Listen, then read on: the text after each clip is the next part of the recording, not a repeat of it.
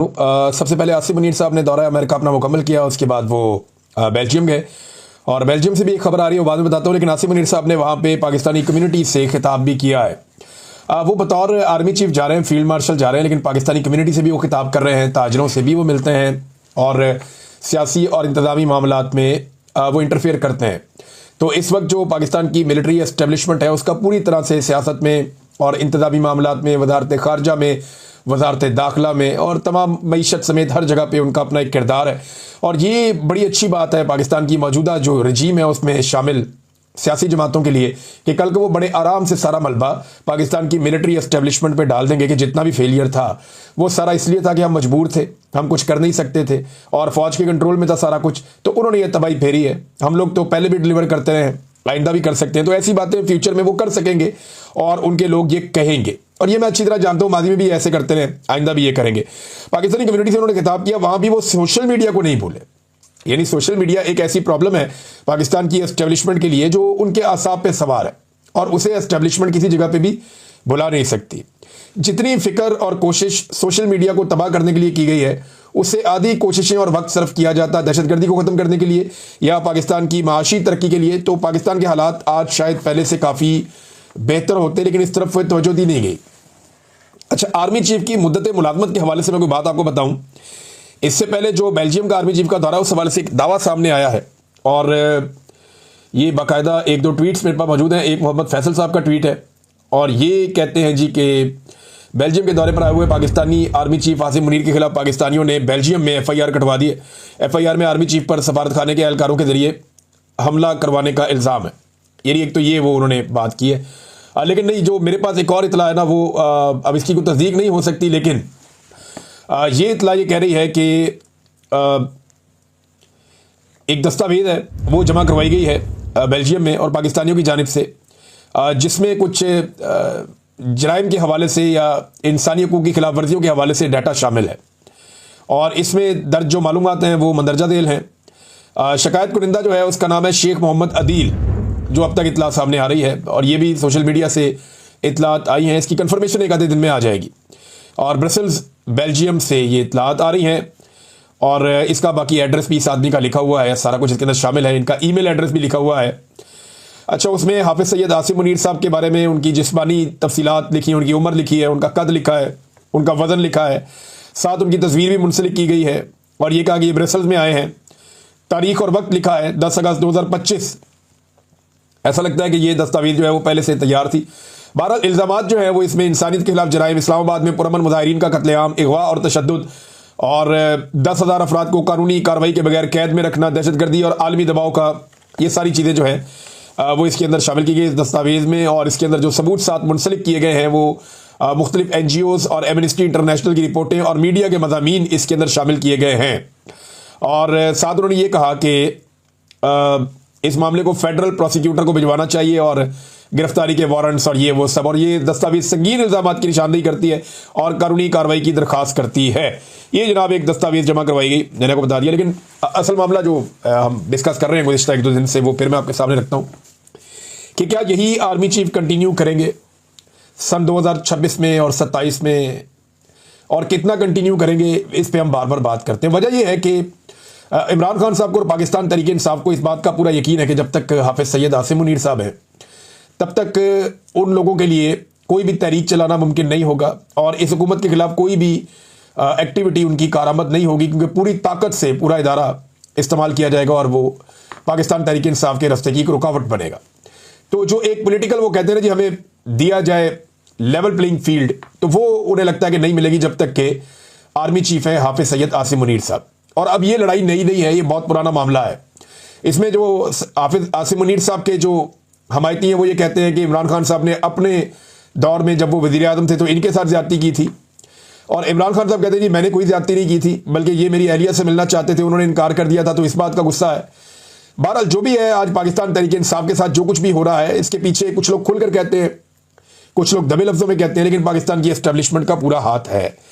अब 2 सवालात हमने सामने रखे थे। नंबर 1 कि क्या एक नई मुद्दत मुलाजमत शुरू होगी कि एक्सटेंशन मिल गई, 0 से दोबारा शुरू होगा, तो नए कानून के मुताबिक तो 5 साल के लिए आर्मी चीफ आएगा, तो क्या नई एक्सटेंशन और 5 साल होंगे, या जो एक नया कानून बनाया गया है वो पिछले एक्सटेंशन से उसको शामिल कर दिया जाएगा। एक्सटेंशन इसलिए कह रहा हूं कि आर्मी चीफ की जो नौकरी है उसको रिटेन किया गया था और फिर उसके बाद उनको ये ओहदा दिया गया था, वो पहले रिटायर हो गए थे, जो इतलात थी और जो फैक्ट्स थे, जो फिगर्स थे वहां पे मौजूद थे। अच्छा, इसमें जो है ना वो आसिम मुनीर साहब 3 साल मुकम्मल कर चुके हैं, तो 2 साल उनको और मिल जाएंगे। कुछ लोग दावा करते हैं कि नहीं, नया होगा और 5 साल होंगे, लेकिन राणा सनाउल्लाह साहब और फैसल वाडा, ये दोनों लोगों की अगर आप बात सुने तो फैसल वाडा का ताल्लुक क्योंकि उस कबीले से है जो मिलिट्री एस्टेब्लिशमेंट के लिए सर्व करता है, तो फैसल वाडा साहब की बात को आप समझें कि ये वहां से आई है। और राणा सनाउल्लाह साहब का जो ताल्लुक है वो नवाज शरीफ के कबीले से है, वो यहां सर्व करते हैं, तो उनकी बात आप समझें तो समझें हुकूमत से आई है। तो हुकूमत और एस्टेब्लिशमेंट दोनों की तरफ से जो इशारा पहला आया वो इशारा ये है कि हाफिज सैयद आसिम मुनीर साहब का तसलसल हो सकता है, एक्सटेंशन नहीं हो सकती। क्योंकि राणा सनाउल्लाह साहब ने एक स्टेटमेंट में एक सवाल के जवाब में कहा कि नवाज शरीफ साहब माजी में भी जो एक्सटेंशन है उसके खिलाफ रहे हैं और आज भी उनकी ये एक राय है और पीएमएलएन की ये राय है कि एक्सटेंशन नहीं होनी चाहिए। हालांकि पीएमएलएन के इस दौरे हुकूमत में बहुत सारी एक्सटेंशन हुई हैं, बहुत सारी बेशुमार अफसरान को एक्सटेंशन दी गई हैं और धड़ाधड़ दी गई हैं और अभी तक दी जा रही हैं। बल्कि ये तो इस पर भी राजी हो गए थे कि हुकूमत को ही एक्सटेंशन दे दी जाए। और ये जो मौजूदा आर्मी चीफ है ये एक्सटेंशन के साथ फिर आर्मी चीफ बने थे, तो नवाज शरीफ साहब ने अपने उसूल तो तोड़ दिए थे, बहुत पहले तोड़ दिए थे। लेकिन राणा सनाउल्लाह साहब का ये बात कहना और अपने आप को उसूली साबित करने की कोशिश करना, वो ये बताता है कि जो एक तसलसल की बात आ रही है कि 3 साल आर्मी चीफ ने मुकम्मल कर दिया तो शायद 2 साल और भी उन्हें मिल जाए तो 2027 तक ये रहेंगे। लेकिन कल किसी ने नहीं देखा तो 2027 तो बहुत दूर है, अभी तो बहुत दूर है। अच्छा नाज़रीन, इसमें एक इंटरनेशनली जो खबरें आ रही हैं इसराइल को लेकर और फ़लस्तीन को लेकर, गज़ा को लेकर, उसमें सहाफ़ियों का कत्लेआम हुआ है, बहुत सारे जो इमदादी कारकुन हैं उनका कत्लेआम हुआ है, रोज़ाना की बुनियाद के ऊपर जो है वो फ़लस्तीनी शहीद हो रहे हैं और उनका कत्लेआम किया जा रहा है। जो लोग भूखे हैं, प्यासे हैं, उनकी मुश्किलात बढ़ती जा रही हैं। और यहाँ पे एक नया मनसूबा नेतन्याहू ने बनाया कि वो पूरी की पूरी गज़ा की पट्टी पे कंट्रोल करेगा और इसराइल जो है वो पूरे गज़ा पे कब्जा करेगा। इसमें इसराइल के अंदर भी सख्त मुखालफत का सामना करना पड़ा। इसराइली फ़ौजी ने भी एक ने खुदकुशी की है कि ये जो जुल्म हमारे से करवाया जा रहा है, इस किस्म की चीज़ें रिपोर्ट हो रही हैं। लेकिन जो कुछ भी इस वक्त गज़ा में हो रहा है इसके लिए पाकिस्तान माजी में जैसे आवाज़ उठाता था वैसे इस मरतबा आवाज़ उठाता हुआ दिखाई नहीं दिया। यानी कुछ चीज़ें पाकिस्तान ने ऐसी की है जिससे लगता है कि शायद गज़ा के ऊपर पाकिस्तानी एस्टेब्लिशमेंट की पॉलिसी बदल गई है। जनरल बाजवा एक ऐसे जर्नैल थे जो ये बातें खुलकर करते थे सहाफ़ियों के साथ या ऑफ द रिकॉर्ड मीटिंग्स में कि इसराइल के साथ पाकिस्तान को अपने ताल्लुकात बनाने पे गौर करना चाहिए और इसराइल के मामले के ऊपर पाकिस्तान को अपनी पॉलिसी तब्दील करनी चाहिए। हमने ये देखा कि मिलिट्री एस्टेब्लिशमेंट के ज़ेरे साया पलने वाली जितनी भी मजहबी सियासी जमातें हैं वो भी अब इसराइल और गज़ा के मामले पर उस तरह खड़े नहीं होते जिस तरह माजी में होते थे। आजकल पाकिस्तान में एक बात बड़े आराम से की जाती है और वो ये कहा जाता है कि जी ये तो अरबों का मसला है और अरबों को ही अगर कोई प्रॉब्लम नहीं है तो फिर हम क्यों उछलते कूदते हैं, हमें इसके बीच में नहीं आना चाहिए। हमारा मसला जो है वो कश्मीर का है लेकिन कश्मीर के मामले में कोई हमारे साथ खड़ा नहीं होता।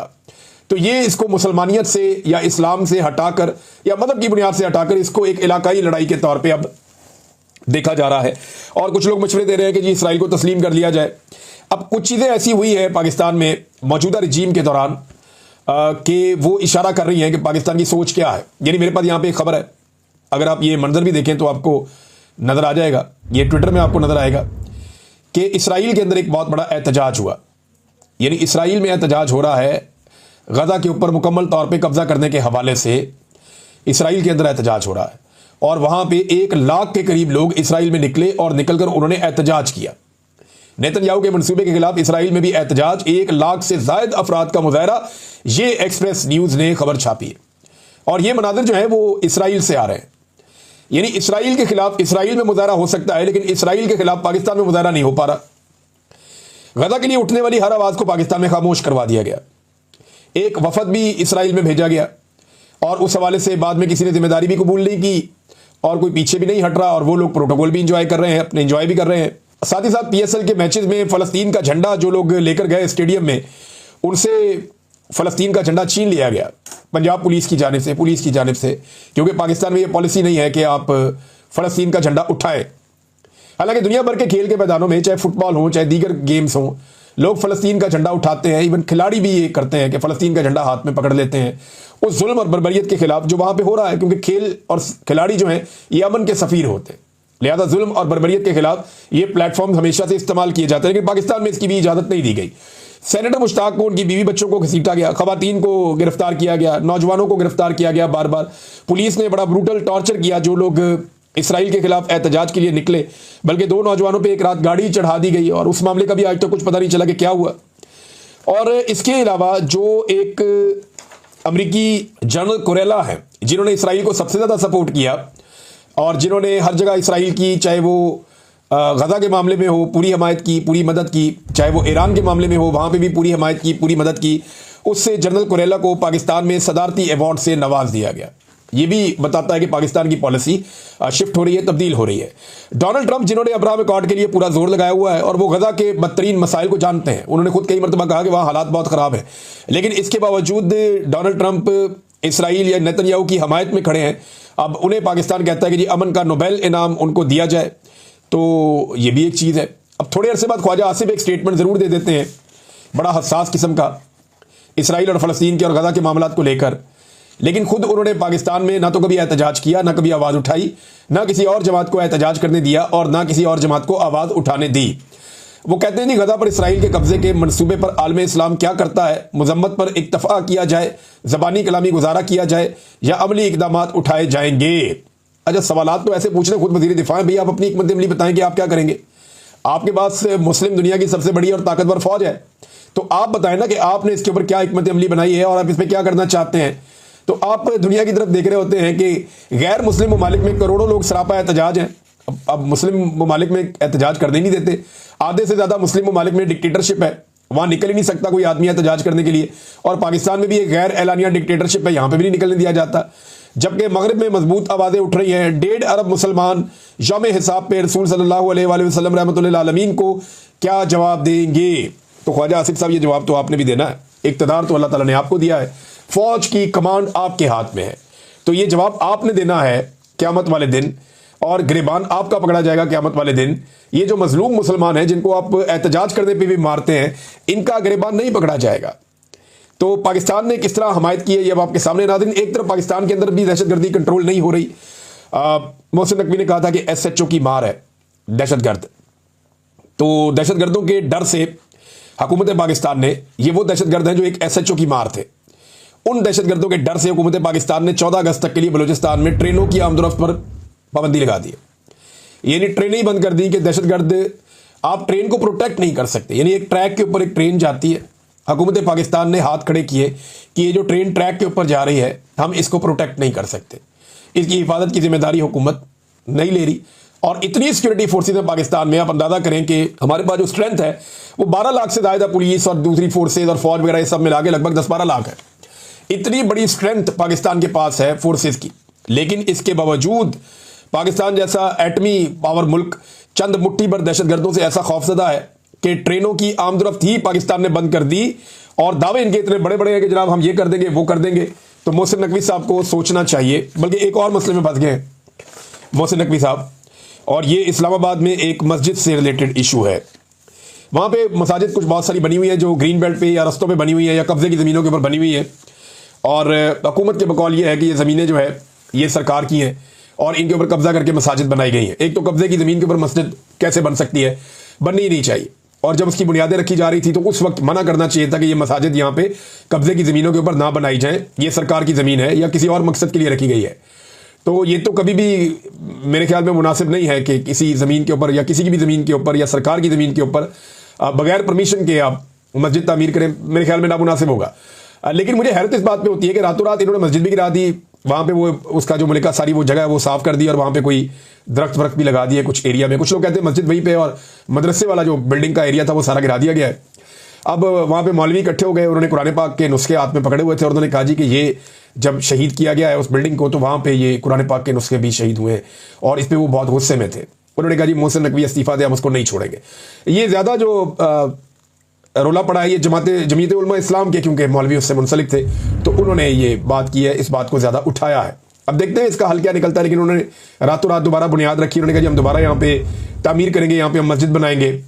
अब मामला ये है कि अगर कब्जा छुड़वाना ही है, देखिए जहाँ मैं ये कह रहा हूँ ना कि आप गैर कानूनी तौर पे जगह पे आप मस्जिद तामीर ना करें, ये मुनासिब नहीं है। मेरे ख्याल में हमारा मजहब और हमारा इखलाकियात इसकी इजाज़त नहीं देता। लेकिन सेम टाइम में मैं ये भी कह रहा हूँ कि ये मौजूदा हुकूमत को भी होश के नाखून लेने चाहिए ये मामला बातचीत से कर लेते। लेकिन चले इसको भी छोड़े, ये जो नदी नालों के ऊपर, पानी के रस्तों के ऊपर पूरी पूरी सोसाइटियां बन गई हैं, ये आपको नजर नहीं आती? जो बड़े बड़े लैंड माफियाज ने और बड़े बड़े सरमायादारों ने जमीनों पर कब्जे करके प्लॉटिंग करके बेच दिया है, वो कब्जे आपको नजर नहीं आते? जो डीएचए जैसी एक सोसाइटी जिसके ऊपर पाकिस्तान की मिलिट्री एस्टेब्लिशमेंट का हाथ है, वो जमीनें जैसे लोगों से लेती है, वो आपको नजर नहीं आता? यानी इंतजामिया को सिर्फ मस्जिद नजर आई है कब्जे के नाम के ऊपर और बेशुमार चीजें वो नजर नहीं आई। मैं क्लियरली कह रहा हूं कि जो काम यहां हुआ वो भी ठीक नहीं था, लेकिन ये हुकूमत को होश के नाखून लेने चाहिए कि पानी के रस्तों के ऊपर, नदी नालों के ऊपर पूरे पूरे प्लाजे और इमारतें तामीर कर दी गई हैं, उसके ऊपर ये नहीं जागे, उसके ऊपर इनको होश नहीं आया। और वहां पे जो इलीगल कंस्ट्रक्शन हुई और जो बंद बांधे गए, उनकी वजह से पूरे के पूरे शहर डूब रहे हैं। जब भी बारिशें होती है हर तरफ जो है वो शहर डूबना शुरू हो जाते हैं, और हर साल अब ये होता है। तो वहां पे जाके मसमार करें, उन बंदों को तोड़ें, उन सोसाइटियों से वो जगह खाली करवाएं, और वहां पे जो नदी और नालों के सदियों पुराने रास्ते हैं उनको बहाल करें, ताकि शहरों के अंदर जो है वो सैलाब जैसी सूरत हाल पैदा ना हो। अब इसके ऊपर तवज्जो देनी चाहिए, लेकिन कौन दे इसके ऊपर तवज्जो? नाज़रीन, ये एक और मैंने आपको कहा था, याद होगा आपको, 2024 में जब इलेक्शन हुए थे फरवरी में, उसके फौरन बाद मुझे गिरफ्तार कर लिया गया था और मुझे गिरफ्तार करके इन्होंने जेल भेज दिया। जब मैं वापस आया तो हुकूमतें सारी बन चुकी थी, लेकिन इलेक्शन अल्हम्दुलिल्लाह मैंने रिपोर्ट किया और पूरा रिपोर्ट किया था। अब हुआ ये कि मैंने उस वक्त एक जुमला बोला था जब मैं कैदियों वाली वैन में था। मैंने कहा था कि ये एक जाली हुकूमत इनको बनाकर दी गई है और ये सीरियस ही हो गया कि ये इनकी हुकूमत है। यानी एक तो हुकूमत जाली है, जाली फार्म 47 के ऊपर बनाई गई है, और जिनको ये हुकूमत भीख में दी गई है वो सीरियस हो गए हैं कि वो इलेक्शन जीत के हुकूमत बनाकर आ गए हैं। तो वाकई वो अब सीरियस हो गए हैं और अब उन्हें यह लगना शुरू हो गया है कि वो एस्टेब्लिशमेंट की मदद से नहीं आए, वो ब्यूरोक्रेसी की मदद से नहीं आए, आरओज ने जाली फार्म 47 जारी नहीं किए, बल्कि उन्हें अब यह लगता है कि वो उनका हक था जो उनको मिला है। ये अंदाजा करें आप। अब वो ब्यूरोक्रेसी जिन्होंने अपना मुंह काला किया जाली फार्म 47 जारी कर करके, वो भी गिरफ्त में आ रहे हैं और उन्होंने उनके खिलाफ भी कार्रवाई शुरू कर दी। कल को ये एस्टेब्लिशमेंट के खिलाफ भी करेंगे, इनको ये आदत है और एक दिन इनका रवैया यही होगा। और अगली बार इलेक्शन में मुझे ऐसा लगता है कि शायद ब्यूरोक्रेसी को इस्तेमाल ना किया जाए। हो सकता है कि अगली मरतबा इलेक्शन में ब्यूरोक्रेसी की बजाय अदलिया को इस्तेमाल कर लिया जाए। जिस तरह से अदलिया को कंट्रोल कर लिया गया है, तो बड़े पैमाने पर अदलिया को भी इस्तेमाल किया जा सकता है। एस्टेब्लिशमेंट भी कर सकती है, मौजूदा हुकूमत भी कर सकती है। और उसका रीजन पता क्या है कि जब भी पाकिस्तान में फ्री एंड फेयर इलेक्शन होगा ना, तो एस्टेब्लिशमेंट को बदतरीन शिकस्त हो जाएगी। एस्टेब्लिशमेंट के बाद दो रास्ते बचे, या तो वो इस गंदे खेल को बंद कर दे और इसमें से बाहर निकल जाए और वो कह जी हमारा कोई किरदार नहीं है, हम बाहर चले जाते हैं, तो फ्री एंड फेयर इलेक्शन हो जाए, तो वो उनको शिकस्त से ऐसे बच सकते हैं। अदरवाइज वो जब भी कभी इंटरफेयर करने के लिए आएंगे तो अवाम उनके खिलाफ जाएगी, वो जिसको भी सपोर्ट करेंगे अवाम उसके खिलाफ खड़ी हो जाएगी। नाज़रीन, कल के दिन में इमरान खान साहब की जमानतें लगी हुई हैं सुप्रीम कोर्ट ऑफ पाकिस्तान में, मुख्तलिफ केसेस की अपीलें वहां पे सुप्रीम कोर्ट में गई थी। देखते हैं वहां पे क्या होता है। आज एक किताब है the war that change everything. ये किताब आज जो है एक ऐसी जंग जिसने सब कुछ तब्दील कर दिया। ये इंडिया पाकिस्तान की जो अभी लड़ाई हुई थी, 3 महीने के अंदर किताब भी आ गई है, इसकी लॉन्चिंग होने जा रही है। इसके ऊपर मैं आपसे बाद में बात करूंगा, कुछ चीज़ें आपको इसके बारे में बताऊंगा। लेकिन मौजूदा हुकूमत ने पाकिस्तान तहरीक इंसाफ से एक दरख्वास्त की है, एक अपील की है कि यौम आज़ादी पर एहतजाजी मुहिम ना चलाएं। यानी वो ये कहते हैं कि आगे पीछे आप करें, लेकिन आप यौम आज़ादी पे आप एहतजाजी मुहिम ना चलाएं। अब पाकिस्तान तहरीक इंसाफ जो है वो इसको एक अपॉर्चुनिटी के तौर पे इसलिए लेती है कि नॉर्मल दिनों में तहरीक इंसाफ को दीवार के साथ लगा दिया जाता है, बल्कि उनको दीवार में ही दबा देते हैं और चादर और चारदीवारी का तकद्दुस पामाल करते हैं। तो 14 अगस्त पे पीटीआई को लगता है कि शायद ऐसा कुछ ये हुकूमत कर नहीं पाएगी, तो हम अपना एक एहतजाज भी कर पाएंगे, अपनी आवाज़ भी बुलंद कर पाएंगे। तो हुकूमत अब ये कह रही है कि जनाब हमारी ये रिक्वेस्ट है कि आप एहतजाजी मुहिम ना चलाएं। तो वैसे आम दिनों में अगर आप एहतजाज का आईनी हक फराहम करें पॉलिटिकल पार्टीज़ को, तो चीज़ें नॉर्मलाइज हो सकती हैं। लेकिन मौजूदा हुकूमत को खौफ है कि अवामी मकबूलियत इनके साथ नहीं है, अपोजिशन के साथ है, तो वो इसलिए अपोजिशन को एहतजाज करने भी नहीं देते। अब तक के लिए इतनी, अपना ख्याल रखिएगा, अपने इस चैनल का भी। अल्लाह हाफ़िज़।